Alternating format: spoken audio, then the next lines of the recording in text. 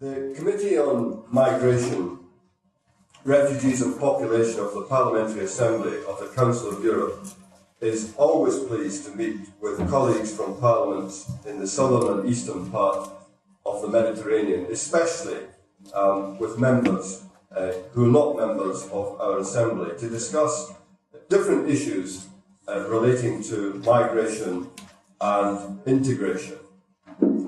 As some of you may know, our committee organised the first Euro-Mediterranean Parliamentary Forum on migration in Cyprus in 2003 and a second in Rome in 2005. And we also had an important meeting in Greece last year to discuss the creation of a Euro-Mediterranean Migration Observatory that the Greek authorities offered to host. In addition to this engagement, our committee also co-organised with the European Committee on Migration of the Council of Europe and the North-South Centre a series of political platforms on migration in which non-European countries took part. You'll therefore appreciate that we very much welcome the possibility to take part in this conference, and we're looking forward to listening and to taking part in the debate. I'm also pleased to greet the representatives of the newly created Parliamentary Assembly of the Mediterranean, with whom we hope to develop close cooperation. Perhaps the best way is to identify some of the reports and the resolutions and the recommendations which we have prepared over a period of time, and I think they have direct relevance to the subject before us in this conference. Our underlying inspiration, or our basic value, is the promotion of democracy with respect for human rights and the rule of law. And that is our mission, which we try to undertake in all our different activities.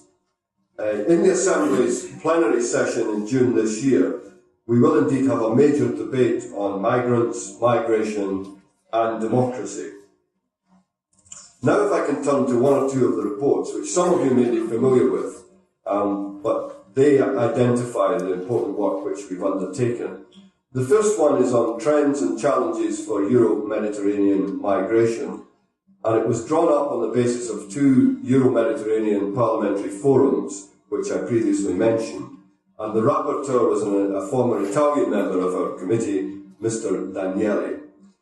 The recommendations contained in the report call on governments of Council of Europe member states, in close cooperation with governments of non-member Mediterranean countries, to frame their migration policies so that migration is perceived as a phenomenon and not as a problem.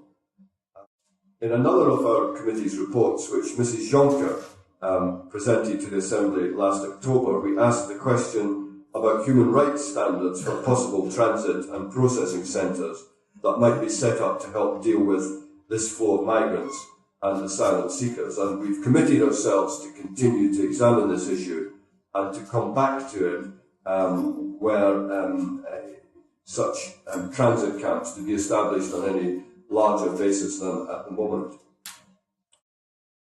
I think it's our duty to find new ways of tackling this challenge for the benefit of migrants themselves and for their families, and to help countries of origin, transit and destination to cope with this problem. And it strikes me as I look at the way in which migration affects different countries, that nearly every country now is a transit country. It doesn't matter where you're located geographically. You become a transit country because of the ability of people to move about in a way that they previously couldn't. And therefore I think all of us face the issues not only of being sometimes a recipient country, but also being a transit country.